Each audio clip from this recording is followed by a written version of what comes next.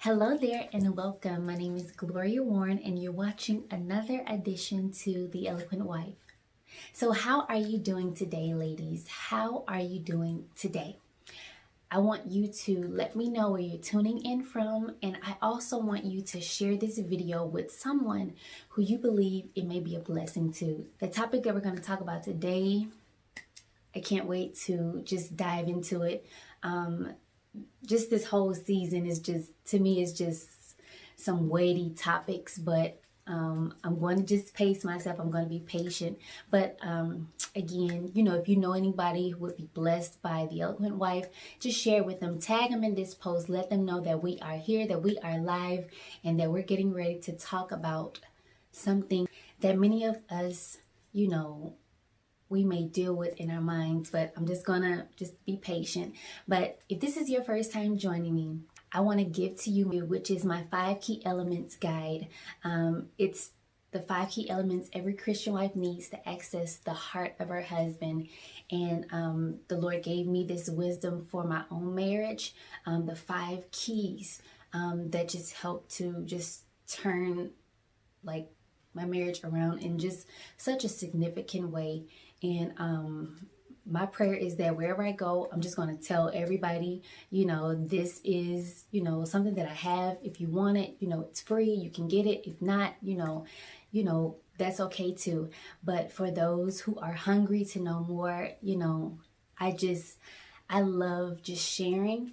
And I believe that wisdom and knowledge is the key to success in anything that you want, with Jesus attached to it.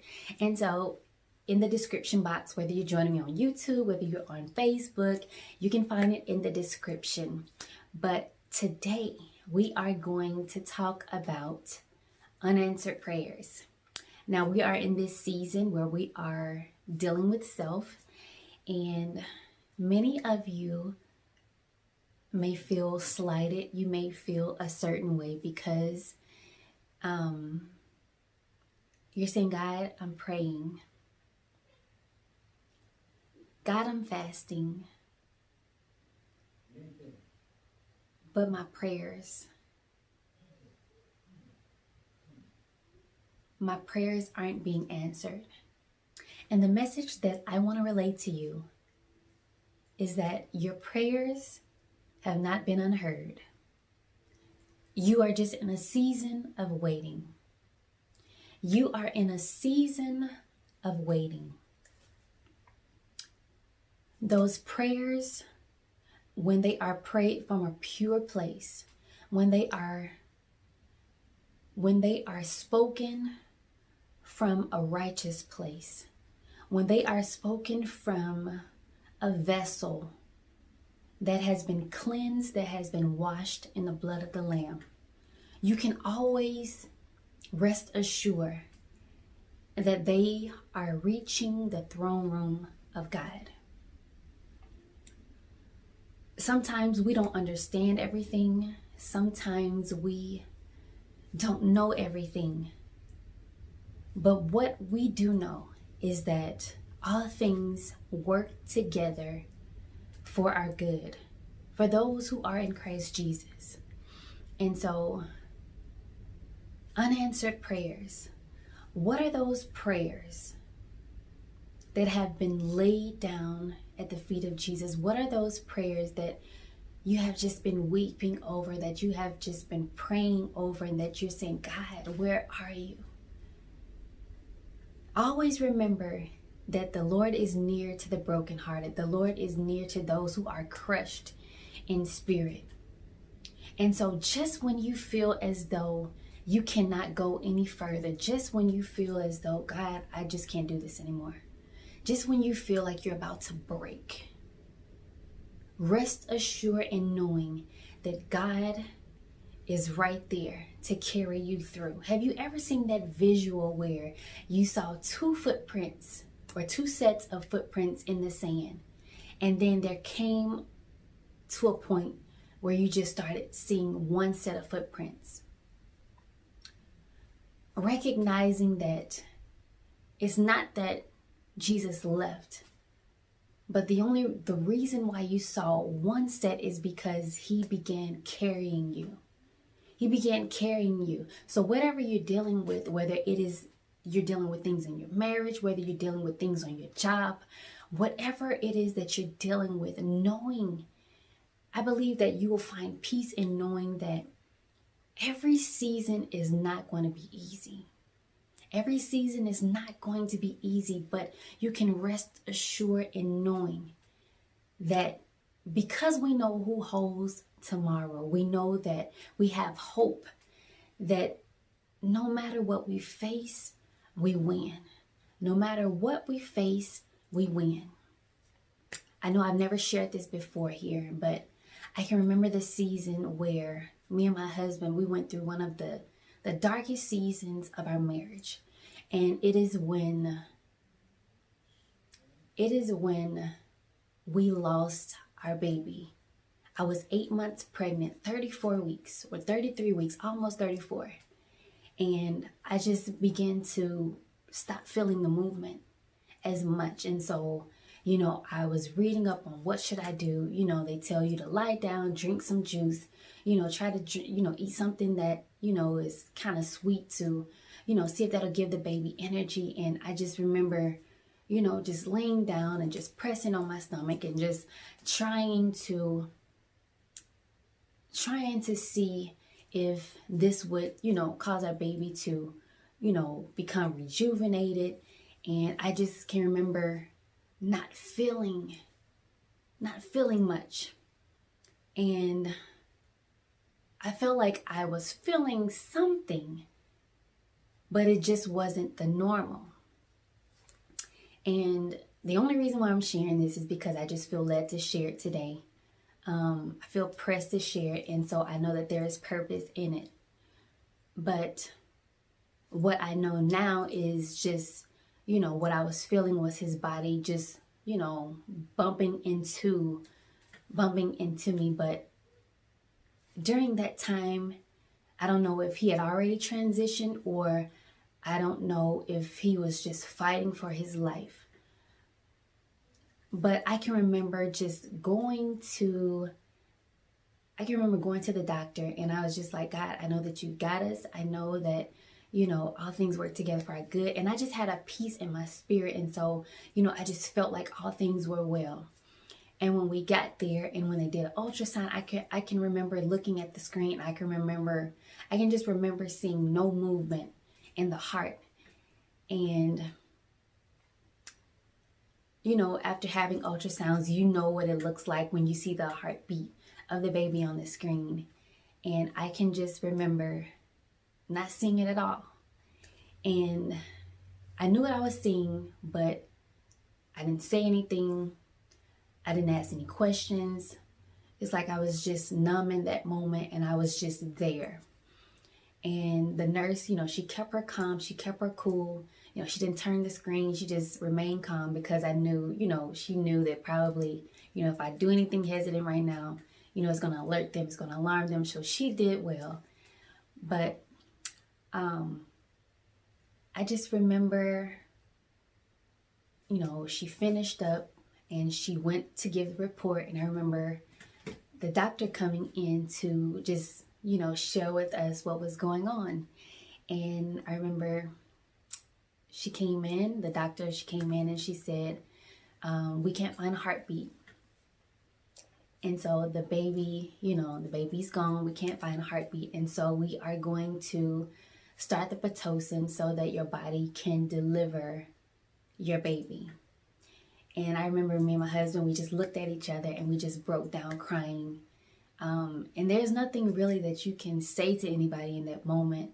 You can just see the sorrow all over her face and, wishing that she probably could do more, but there's nothing that you can do during that time. And I remember just praying, saying, God, you know, I prayed that everything would be all right. I prayed that, you know, all things would be well. And then, God, you gave me a peace. And so I had peace because you gave me peace, and you told me that all things were well. And even though from my perspective, I felt like what he said was well and what I thought was well were two different things. And so in that moment, I felt like he didn't answer my prayer. But God's plans are bigger than our plans. His design for us is so much further than we could ever perceive, that we could ever comprehend. And I'm sharing this because even though you may not understand everything, there is a purpose in the pain. There is a purpose in the grief. There is a purpose in the sorrow. There is a purpose in everything that we face and that we go through. But when we know that we are in Jesus, when we know that he is for us, we know that he doesn't want to harm us. But to also know that we live in a fallen world, to know that we live in a world where there is sorrow, there is going to be pain. There was never his intention, but the fall of man brought on all of this negativity into the earth. And now there is disease, now there is famine, now there is poverty, now there is sickness, now there is death that we all face as Christians. But to know that when our prayers seemingly are not answered, there is something on the other side. And so when I prayed and I said, God, bring life back into my baby. Bring life back into him. God, let this be a Lazarus type of moment. God, I know, God, I live for you. I know that this is not the end. I know that you're not going to allow I know that you're not going to allow me to go out like this. I know that you love me too much for this. But the sovereignty of God, I know that it's hard to comprehend, but there is purpose in everything that we face. And God will have to give you the peace to know that he's with you. The person that you see today would not be here if I had not gone through that situation. And even though the enemy may try to tell you that God is negative or that he's bad because he took something from you, but I look at it as, how can the clay say to the potter, you can't come to, or you can't step to the Creator in just any kind of way. He owns everything. And it would behoove us to be very, very careful as to how we approach him, because our lives are in his hands. And if he snapped one finger, that life can be taken away. And if he says, this was my child, and if I called him back to me, who can say anything about that? Just know that he's resting in my arms. Just know that he is living. Just know that he is not dead, but he is alive. And you will see him again if you live according to my word. And so knowing that God gives and he takes, knowing that everything belongs to him, knowing that he gave him to you for a season, but know that you will see him again. The enemy still did not win. So you have to, I believe it's important that we don't allow the enemy to fill our minds with so much negativity. It hurts. It does hurt. It did hurt. And it still hurts at times, but God will give you the strength to overcome. And I'm sharing this because that prayer that I prayed of God restoring life back into him, it was not answered. That was not answered, but he is yet still alive. I just am not able to see him at this present moment. So the prayer that you're praying that you think is going unanswered, seek God and say, God, what is your will? What is it that you desire? God, I know this is what I desire, but Lord, what is it that you desire for my life? Lord, let your will be done on earth, even as it is in heaven. God, help me in this season to know that you are not against me, but that you're for me. Help me to know that, okay, God, Lord, my husband, God, I don't know how much longer I can deal with him. I don't know how much longer I can deal with his mess. God, I don't know how much longer I can deal with his mouth. God, I don't know how much longer I can deal with this. The unanswered prayers, they are not unnoticed. In God's perfect timing, he will give you wisdom on when to move. He will give you wisdom on when to speak. He will give you wisdom on when to move out. Trusting and believing that if he is who he says that he is the great I am, that all power is in his hands, trusting and believing that he will not allow your feet to be moved. He will not allow you to drift away. You are in the palm of his hands. The earth is being held by his words.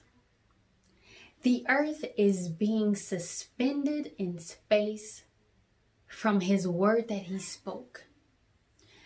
The water doesn't go past a certain point because he set a specific area for it to dwell, and it goes no further.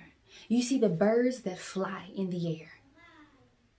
The birds that fly, everything that we see is operating from his word. And all God has to do is speak one word to change your whole entire perception. And so resting and knowing that he is for you and that he is not against you, and knowing that even though you may be going through a season of turmoil, even though you may be going through a season of grief, knowing that he's got you right where he wants you.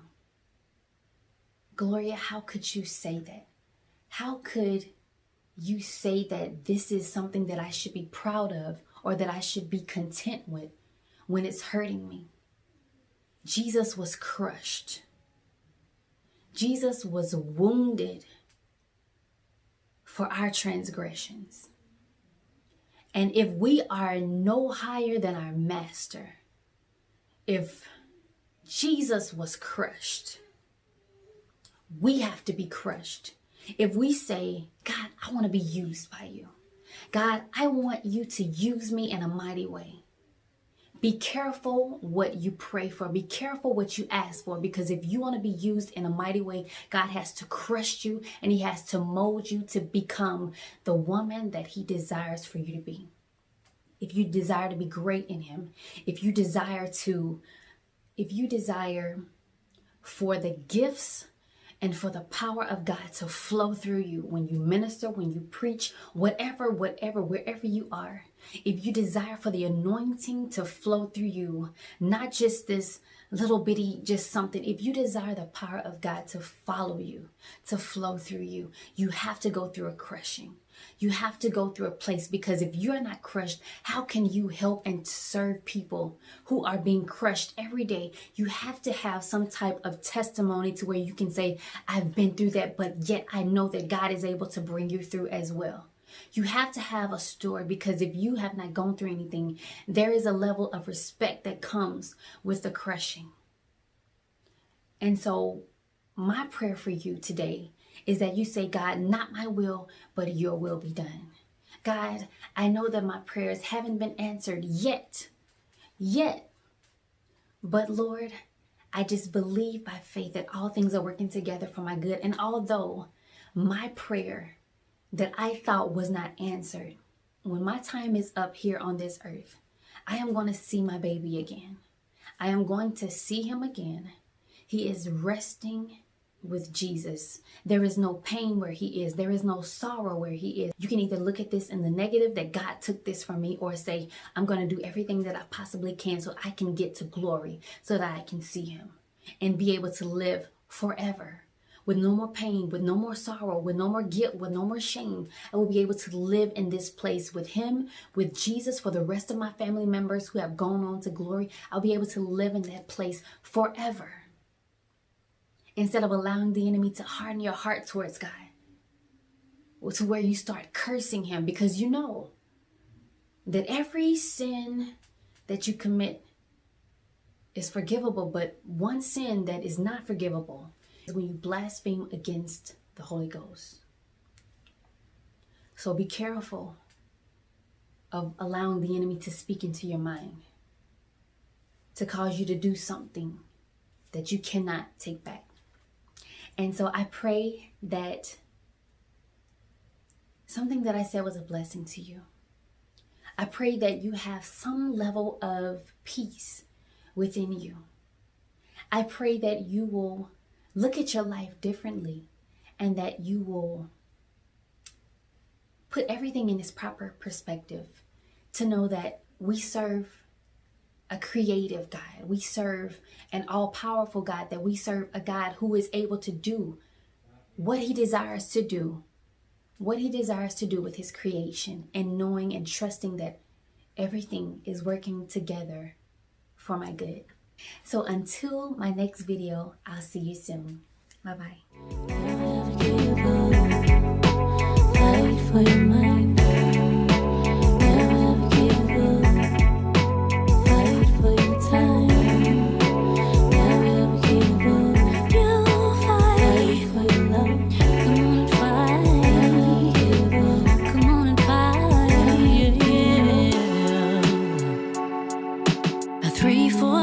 Is hard to be broken. No